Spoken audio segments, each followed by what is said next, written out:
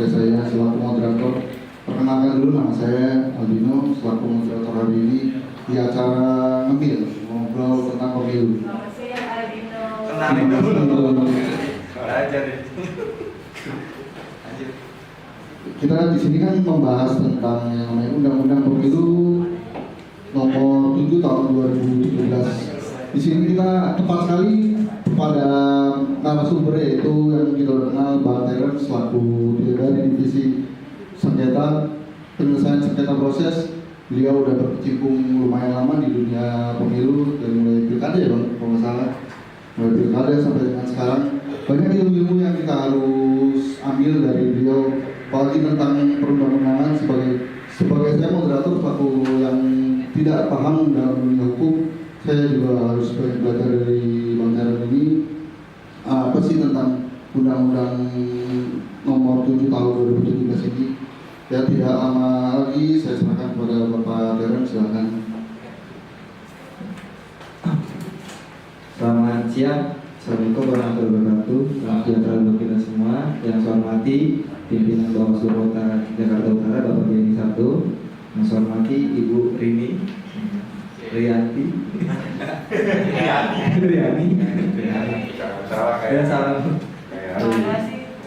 Terima kasih sebelumnya. Sebelum kita mulai diskusi yang sangat hangat dan cair, ya kan, seperti hari ini, saya minta Pak Moderator kirim dulu post test kita dan pre-test kita ke grup Bawaslu Kota atau di grup squad. Tolong diisi email beserta jawabannya. Mungkin bisa dikirim ke grup Bawaslu Kota. Sudah. Mohon izin pimpinan, ya bukan menggurui atau seperti apa, karena di sini mungkin memiliki istilah Pak Beni studi bersama. Jadi studi bersama ini kita jumpa jiwa, kalau bahasanya Pak Ilham itu jumpa jiwa, jumpa pikiran, jumpa rasa. Ya. Yang besar. Ngobrol pemilu ngemil Rabon Bawaslu Kota Jakarta Utara. Ya, next. Nah, ini mungkin judul yang kemarin kita tentukan adalah secara umum. Ini mungkin pernah teman-teman lihat undang-undang ini, lupa atau nggak pernah baca. Judulnya serem banget, kajian historis dan yuridis. Tadi yang paling tinggi siapa skornya? Skornya? Oh, belum ketahuan. Oh, nanti kita ranking Mas. Mau dikasih permen katanya. Kajian historis dan yuridis dalam menghadapi pemilu serentak. Nah, kira-kira teman-teman pernah nggak sih baca ini? Teman-teman nih, Pak Ilham pernah baca undang-undang ini? Oke, mungkin ke depan teman-teman bisa membuat ibaratnya resume singkat Undang-Undang 7 atau membaca Undang-Undang 7. Kalau di depan saya ini Undang-Undang Pilkada, Undang-Undang 7-nya juga ada, mungkin sebentar. Ini Undang-Undang Pilkada 2015. Yang kita pakai di Pileg Pilpres ini adalah Undang-Undang 7 tahun 2017. Jadi jangan, kalau nanti ada tes soal Bawaslu, staf kota, ya kan, terus revisi Undang-Undang 7 tahun 2017. Next, Mas Dewa. Nah, next. Lalu, oke. Yang saya mau tanya sama teman-teman, apa yang berbeda di pemilu tahun 2019 dan 2024 dengan pemilu sebelumnya? Oke, dari siapa yang bisa jawab? Yang saya mau tanya sama teman-teman, ini kita udah menjalani pemilu serentak kemarin 2019 dengan 2024 dengan pemilu sebelumnya. Dan 2024 nanti kan, kira-kira apa yang berbeda dari pemilu sebelumnya? Dari pemilu 2004, 2009. Dan anggarannya beda. Ya pasti anggarannya beda. Apa? Oke. Beda ya. Apa lagi, Mas Ilham? Orangnya juga beda. Apa yang berbeda? Oke. Pimpinan Bawaslu dan KPU-nya sudah Nah, ini Undang-Undang Pemilu ini mengatur keserentakan pemilu legislatif 2014 itu belum ada yang namanya serentak. Oh ya. Ingat itu. Jadi kita serentak tuh pas kapan? 19 kan belum ada. 15 apa 2024? 19. Hah? Pertama kali kita serentak kapan? 2019. Nah, Pileg dan Pilpres dilaksanakan dalam satu hari. Jadi kemarin teman-teman lihat kan kotaknya ada Udah berapa? Banyak deh. Coba dihitung. Kang Asep, kotaknya kemarin. Itu. Apa aja? Kemarin tuh kotak suaranya apa aja? Kita mau pilih apa? Surat suaranya apa aja?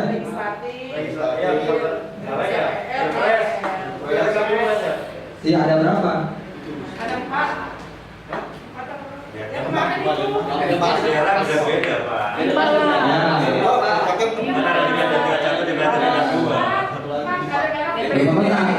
Kalau kan cuma sempat kita ngomong. Kita berapa? 4. Kita empat. Yang lain 5. Lima bisa jawab apa yang pertama? Presiden, Dan Wakil Presiden, yang kedua, DPR RI, tiga, DPD, empat. DPR provinsi. Kita tidak ada tingkat 2, ya kan? Jadi kita belum 5 kotak.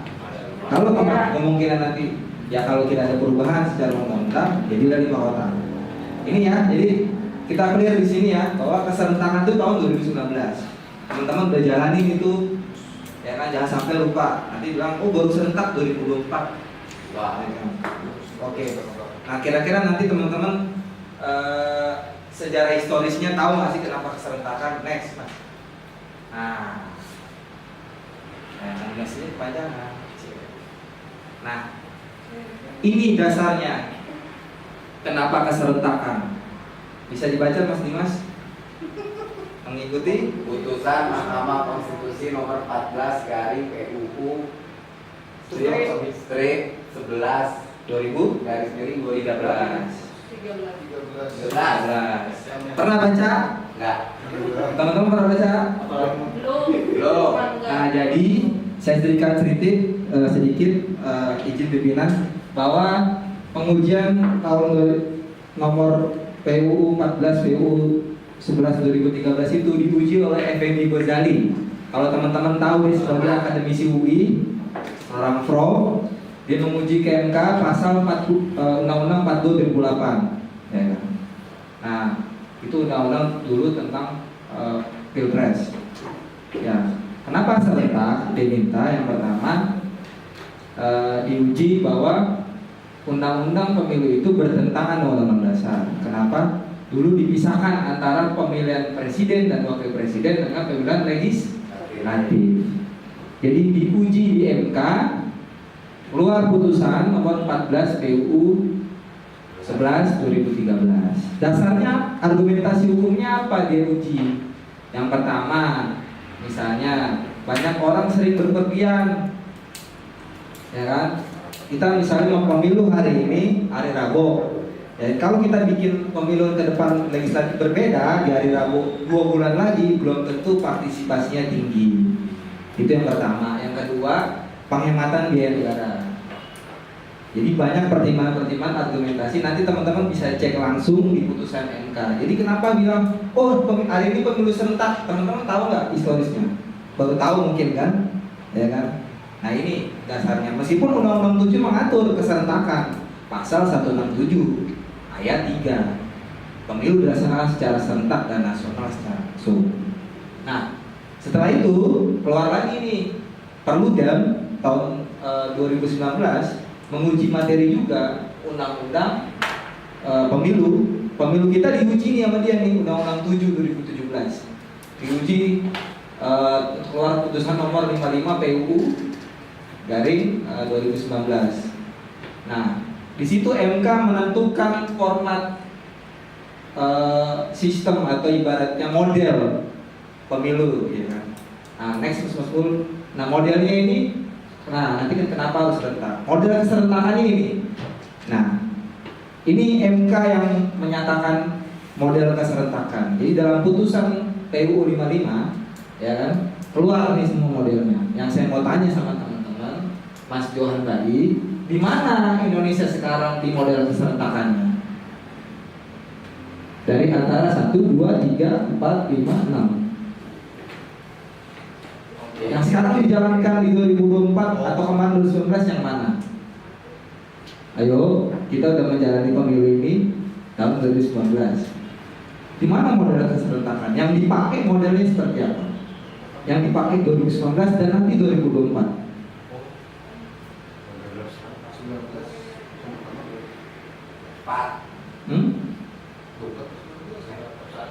Ayo. Iya. Iya, hanya mau tanya di mana keserentakannya dan kita memakai model yang nomor berapa? Nomor 1, nomor 2, nomor 3, nomor 4, nomor 5, nomor 6 untuk pelaksanaan pemilu 2019 dan 2024. Ayo. Bicara pemilu, bukan pilkada serentak. Nah, pilkada serentak ada di sini.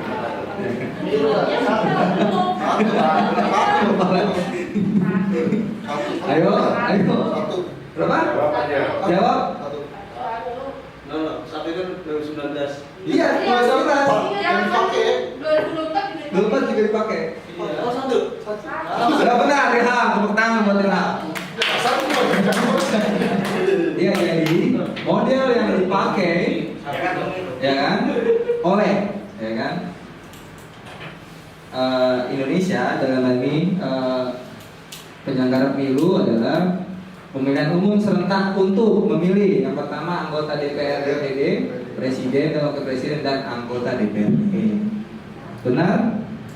Oke. Pilkada serentak akan dilaksanakan pada tanggal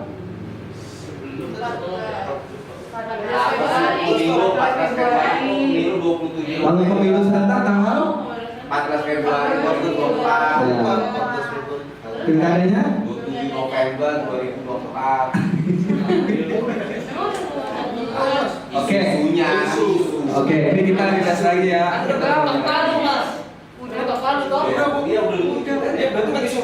Oke, next.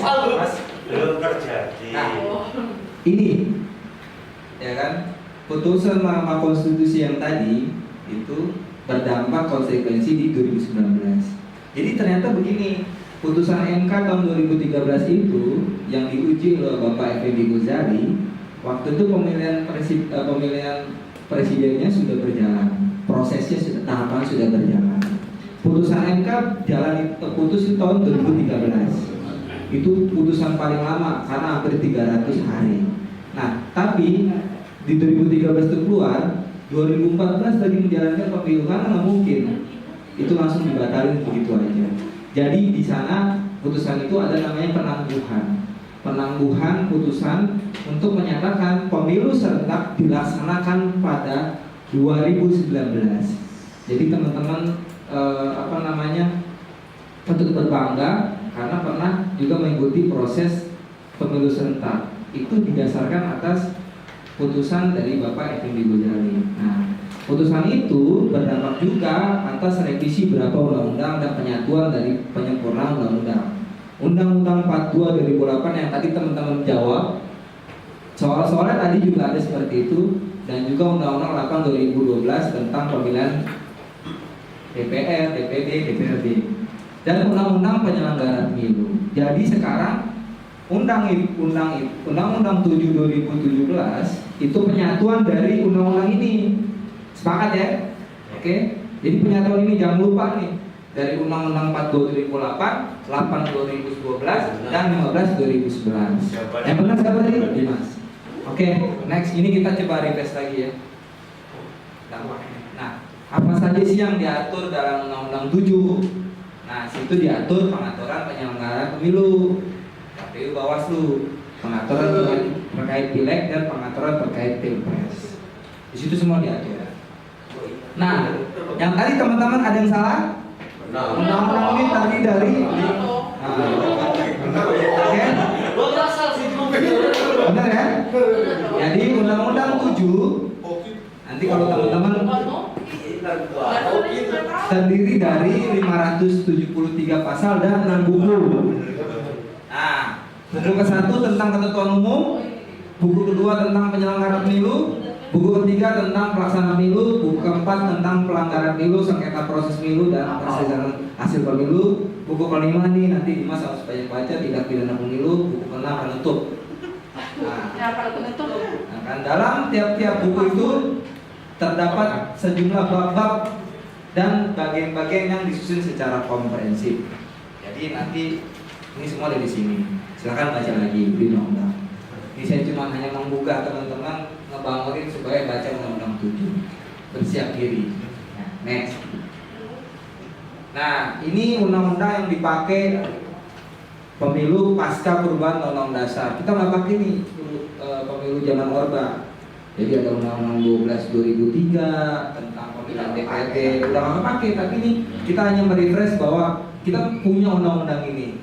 Ya kan dari zaman mungkin Megawati dan segala macam. Undang-undang 20 2004 tentang peraturan pemerintah pengganti undang-undang 2004, Undang-undang Republik Indonesia nomor 10 2006 tentang penetapan peraturan pemerintah. Nah, Undang-Undang Republik Indonesia nomor 10 2008, Undang-Undang 8 2012 yang tadi tentang DPRD, DPD. Nah, Undang-Undang 42 2008 itu yang diuji. Next, Mas. Nah, ini pilpresnya. Nah, yang diuji sama Pak Effendi Gojali hingga sekarang mengalami pemilihan serentak adalah Undang-Undang 42 2008. Kalau teman-teman mau baca silakan download sendiri bunyi undang-undangnya. Nah, ini ada Pak Prabowo. Oh, 3 periode. Oke, langsung lanjut Mas. Nah, ini tentang undang-undang penyelenggaraan pemilu ya. Jadi sekarang sudah disatukan dengan undang-undang 7. Ya kan? Itu udah dipakai. Undang-undang dipakai. Undang-undang 7 semuanya. Baca semuanya. Jadi semua tuh udah dikodifikasi di situ. Oh, di undang-undang 7 sekarang. Ya. Nah, ini berapa penting tentang undang-undang 7. Sistem pemilu, pemilihan, verifikasi, ambang batas, jumlah kursi, alokasi kursi per dapil, metode konversi suara, memakai metode sunlight. Apa tuh namanya? Nanti Ucok tuh yang akan jelasin. Nah, restruktur. Kampanye dan politik uang, sengketa hasil pemilu. Next, Mas. Nah, alokasi kursi per dapil ya kan. Nah, ini mungkin kita juga tahu berapa caleg yang ada di sini kemarin terpilih. Dewan-dewannya ada berapa? DPRD untuk dapil 2 ada berapa, Pak Marco atau Pak Ilham? Mas Mul, dapil 2 ada berapa yang terpilih? Ya. Dapil 2 DPRD. Coba dihitung. Nah, nanti DPRD lupa. Nah, terus hah? Dapil 2. Nah, tuh lupa kan? Nah, kita juga mesti paham untuk memetakan ke depan. Ayo coba, Bang Johan, yang hafal coba. Dapil 2 DPRD. Yang terpilih kemarin. Hah? 6. Siapa aja, Bang? Banyak lupa. Nah, kenapa? Gimana tuh? Jadi di sisi pengawasan ya, ke depan ngecek lagi hasil di D1 KWK di tingkat kota dan atau DJ1 di tingkat provinsi, ya kan? Jadi cek dulu di D1 nya DJ1 siapa yang terpilih. D1 kan D1. Oke, kalau DPR nya juga DPR. Ini kan bilang 10 kursi. Ya ini kan kursi setiap dapil kemudian. Enggak ada 10 kursi di DKI. Ini metodenya, kalau pakai metode begini, Bang. Ngerti nggak sih? Next. 3 sampai 6, Bang. Menengah. DKI. Nah, ini metode suara ini nanti mungkin Mas Ucok yang akan jelasin tentang metode konversi suara ke metode sunlight. Jadi ini yang dipakai untuk pemilihan. Nanti ini mungkin matematika pemilu ya. Ya kan nanti harus lebih detail. Ini juga penghitungannya nggak gampang, harus kita ditentir juga sama yang ahlinya. Gitu. Kemungkinan yang mungkin jago matematika mungkin bisa menghitung ini. Sampai bisa terpilih dengan caleg-caleg yang terpilih kemarin menjadi anggota dewan. Ini pakai metode ini. Ini kita cuman hanya coba belajar aja. Ya. Di sini dalam perhitungan perolehan kursi DPR, suara sah setiap partai politik yang memenuhi ambang batas perolehan suara sebagai maksud dalam pasal 114 ayat 1 dibagi dengan bilangan pembagi 1 diikuti secara berurutan oleh bilangan ganjil 3, 5, 7. Ngerti Mas? Nah, jadi itu kan dirangka. nah, ini kita nanti kemungkinan materi terakhir tentang pungut hitung. Ya. Kebetulan Mas Cok nih bisa ngitung ini. BPK. BPK ya. Kalau belum bilang kayak ada rumus juga tuh pernah. Ada rumusnya. Ini Mas Pul juga mantan KPU di KPU nih. Oh iya. Ya, Mas Pul. Nah, oke, yang tadi yang sama juga diterapkan dalam penghitungan kursi DPRD provinsi dan kabupaten kota. Jadi besok kita nanti kelasnya Mas Ucok, kita bikin juga simulasi cara penghitungan. Kenapa bisa dia terpilih? Kurang-kurangan nggak? Bagi-bagi ya. Oh, kurang-kurangan. Oke, next Mas. Anggota KPU RI, jumlah anggota KPU provinsi, jumlah anggota KPU kabupaten kota. Nah, kalau RI mungkin udah tahu, jumlah anggota Bawaslu juga teman-teman harus tahu. Ini harga dasar. Jangan sampai kita nanti ketemu dengan calon-calon Panwascam ke depan atau Panwascam sekolahan nggak tahu tentang berapa jumlah anggota Bawaslu. Ya kan? Di sini kalau Bawaslu itu nanti teman-teman bisa baca di Undang-Undang 7 lampirannya, jumlah-jumlahnya semuanya. Next Mas. Nah ini hal mendasar teman-teman dalam melaksanakan sebuah tugas. Sebenarnya di Undang-Undang 7 tahun 2017 terutama nih tentang Bawaslu kabupaten kota ya, itu ada melakukan pencegahan penindakan terhadap pelanggaran pemilu dan sengketa proses pemilu. Jadi teman-teman jangan bilang kalau sengketa itu pelanggaran. Ya kan? Itu banyak ahli menyatakan, banyak orang menyatakan sengketa itu pelanggaran. Pasal 101 huruf A. Teman-teman mau baca, dalamin. Tugas pencegahan bisa dibaca Pak Marco. Tugas pencegahan pasal 102 ayat 1. Baca. Acap identifikasi dan memetakan potensi pelanggaran pemilu di kabupaten atau kota. Oke. Jadi mengidentifikasi pemetaan potensi pelanggaran pemilu. Jadi kita nggak bisa bikin indeks kerawanan. Jadi hanya memetakan potensi. B. Pak Ilham. Mengkoordinasikan, menyupervisi, membimbing, memantau dan mengevaluasi penyelenggaraan pemilu di wilayah kabupaten atau kota. Nah, jadi mengkoordinasikan, supervisi, membimbing. Jadi kalau besok ke depan Pak Ilham diminta supervisi sama pimpinan Bawaslu kota ke Panwascam segala macam. Nah itu.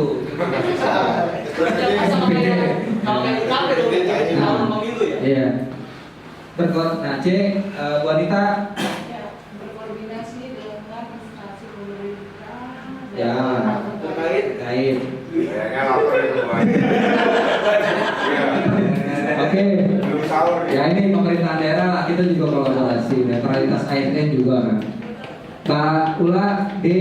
Meningkatkan partisipasi masyarakat dalam pengawasan pemilu di wilayah kabupaten. Nah nanti dengan sosialisasi itu untuk meningkatkan semua. Ini semua ada di undang-undang, bukan kata saya. Nah, next. Lihat saya. Nah ini tugas Bawaslu, ya kan? Ini juga banyak yang menyampaikan hasil dugaan pelanggaran kode etik penyelenggara pemilu dan penyelenggara pemilu di wilayah kabupaten kota, menginvestigasikan informasi awal atas dugaan pelanggaran pemilu di wilayah kabupaten kota. Ini banyak nih nanti pelanggaran-pelanggaran yang ada, informasi awal yang ada. Memeriksa, mengkaji dan dugaan pelanggaran pemilu di wilayah kabupaten kota. Jadi Bawaslu bisa periksa. Jadi teman-teman kemarin udah bikin mungkin penerimaan laporannya, Mas Dimas. Ya. Ini jadi sebenarnya tugas teman-teman tuh udah membantu kerja-kerja dalam undang-undang. Jadi kayak pelaporan. Memang Bawaslu meriksa nanti ada dugaan pelanggaran dalam sentra Gakumdu. Tapi kita di para komisioner terbantu dengan teman-teman staf untuk bantu terima laporan. Jadi ke depan terima laporan memakai mungkin sistem piket atau seperti apa biar kita nggak kaget, karena banyak nanti penerima laporan sengketa, penerimaan juga pidana pemilu, pelanggaran administrasi. Itu mungkin ke depan lebih baik. Tugas penindakan sengketa proses. Jadi Bawaslu juga bertugas adanya sengketa, memeriksa sengketa proses, yaitu menerima permohonan penyelesaian sengketa proses, mengklarifikasi secara formal, melakukan mediasi antara pihak bersengketa, melakukan proses adjudikasi. Nah, tadi teman-teman ada pertanyaan, berapa lama proses adjudikasi, Mas Dimas? 12 hari kerja. Nah, jadi sengketa ini kemungkinan karena kita tidak ada tingkat 2 ya, ini atau ini, kita mungkin nggak banyak untuk menyelesaikan sengketa. Mungkin nanti teman-teman bisa bantu sengketa cepat yang ada di wilayah, kayak nanti Panwascam segala macam. Nah, itu kita akan tender khusus lah nanti ke Panwascam. Jadi tugas kita sebenarnya bantu kerja-kerja komisioner ke depan, terutama mau tahapan sebentar lagi. Banyak hal yang ini, terutama besok jangan kaget ketika misalnya Mas Dimas atau yang lain nggak ada, tiba-tiba yang menerima laporan nggak ada staf satu pun di sini misalnya, atau nggak ngerti bilang ini bukan divisi saya. Jadi teman-teman, kenapa nggak teman-teman mau dibikin itu? Jadi biar nanti nggak kaget ada orang laporan. Pengalaman dulu kalau pilkada karena ini hari kalender bisa jam 2 pagi, karena ini pemilu jadi hari kerja. Jadi di luar hari kerja teman-teman bisa tolak. Mohon maaf Pak, besok balik lagi pukul hari kerja.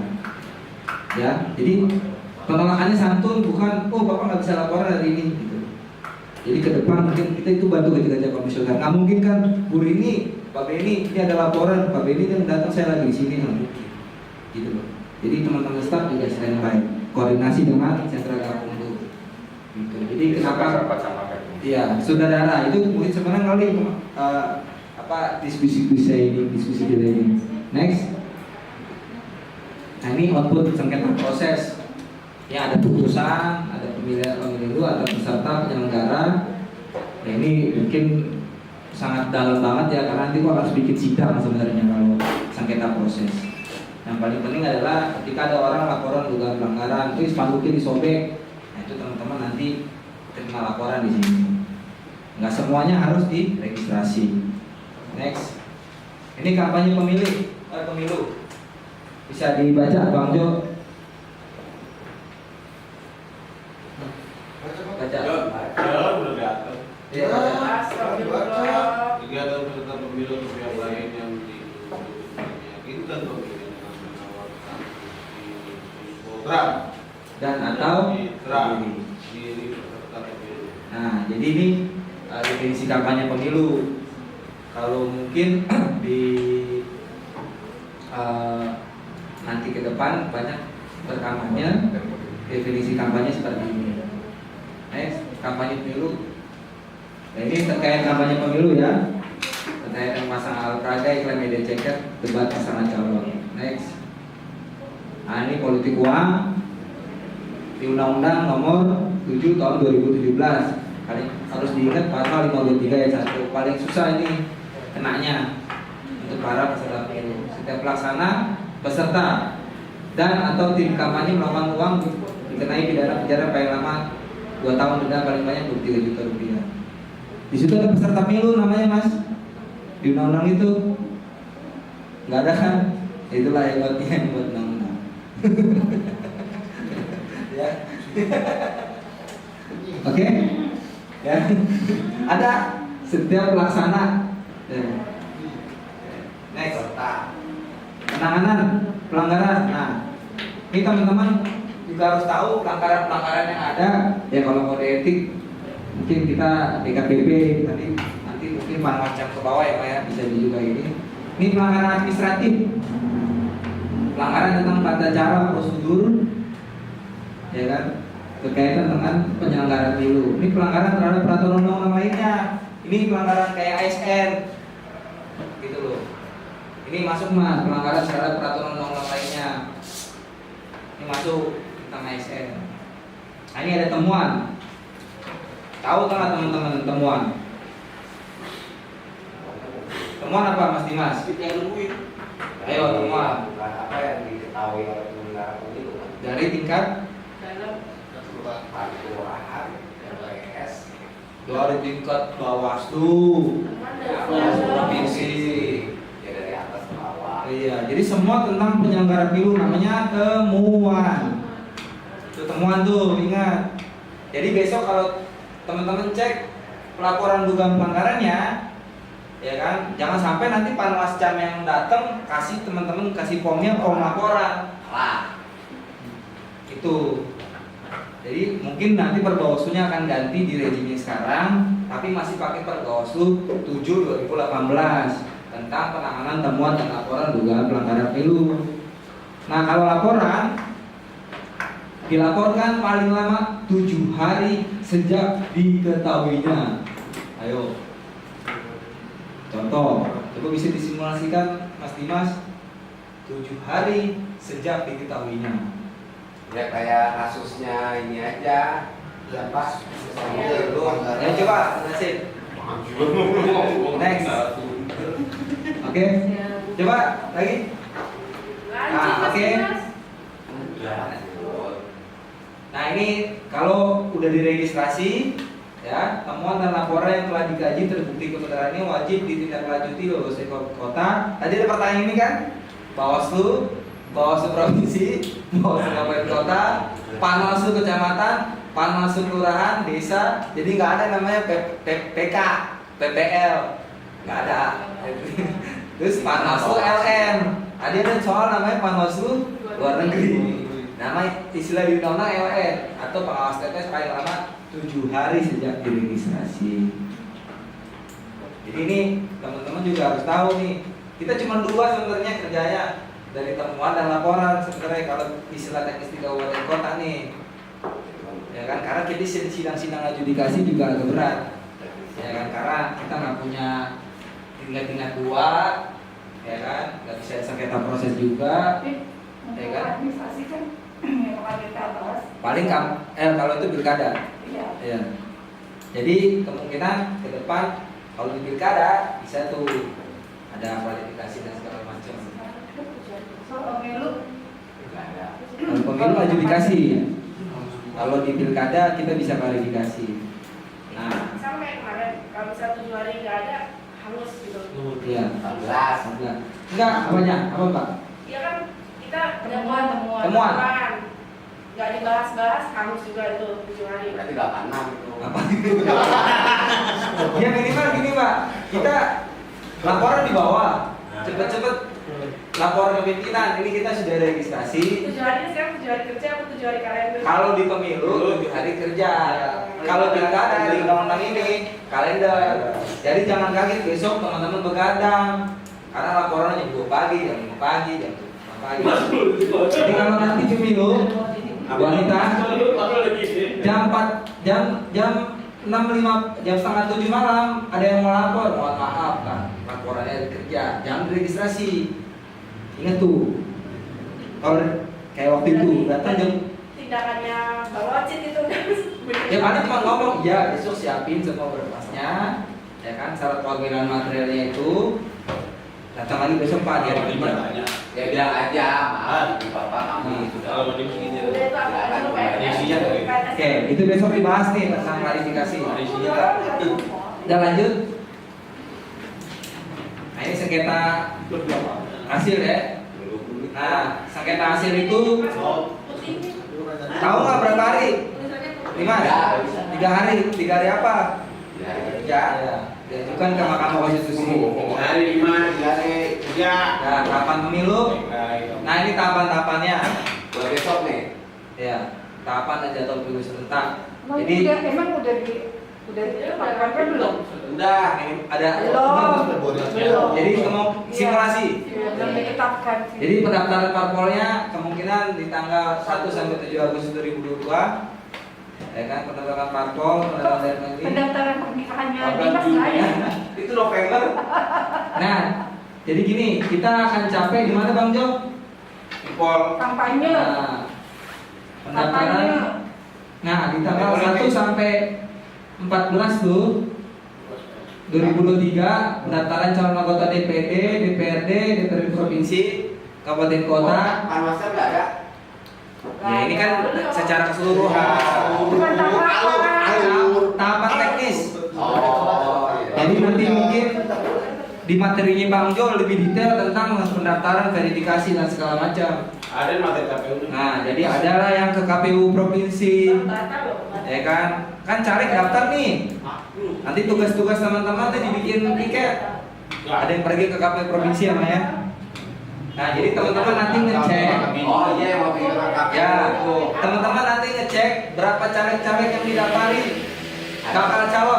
Bakal calon anggota legislatif dalam DKI. Kemungkinan ini tanggal 1 sampai 14 2023. Oh, Jadi pas gini, ulang tahun. kalau itu DPR RI, daftarnya partai di KPRI. Kalau DPR provinsi itu di KPU provinsi. Karena kita nggak ada tingkat 2, jadi nggak bisa daftar ke Sunter. Ya kan? Jadi daftar di provinsi. Ya, gitu. Jangan nanti bilang daftar aja di KPU provinsi, KPU kota. KPU kota karena kita nggak ada tingkat 2. Tapi nanti kita akan melaksanakan namanya verifikasi Aktual. Nah, dan Erpak. ngecek tuh. Depan, Partai Garuda. Nah, ada partai-partai yang lolos sekarang tidak dilaksanakan verifikasi secara aktual, hanya mendaftar dan administrasi. Dicek juga. Jadi ingat tuh, berapa partai yang sekarang yang lolos Berapa partai yang lolos? di DPR RI? 14. DPR RI. Nah, kita hitung ya. Yang pertama, PDIP, 2, Golkar, 3, Gerindra, 4, Nasdem, 5, Demokrat, 5 ya. 5. Itu nggak masuk. PKS. Ya, 6. PKB 5. 6 ya. PKB. Ya, PKB. 7. Ketiga masuk gak? Ayo. Enggak loh. Enggak. 7. Next. Udah ya, ini tahapan-tahapannya. Ada kampanye, ada segala macam. Nanti teman-teman turun ke jalan, ya kan? Jangan demo, ya kan? Awasin, ya kan? Ada pemungutan suara, kalau bisa teman-teman turun semua, bantu kerja-kerja komisioner, terima laporan dari ini kan. Kebanyakan laporan itu langsung on the spot gitu. Langsung kita tarik nanti kasusnya ke Polres Kota. Next Mas, udah selesai mungkin, thank you. Ya itu mungkin singkatnya. Kita berbagi ya, studi bersama menurut Pak Denny. Mungkin ke depan diskusinya lebih baik lagi dengan materi yang lebih baik lagi. Saya kembalikan ke Pak Moderator. Oh, terima kasih buat Bang Darren. Beri tepuk tangan dulu buat Bang Darren. Sungguh sangat lengkap ini penjelasan dan benar-benar detail dari A sampai Z. Flashback juga buat kita semua dari mulai 2019 kita kerja awal pemilu serentak yang diingatkan oleh Bang Darren tadi.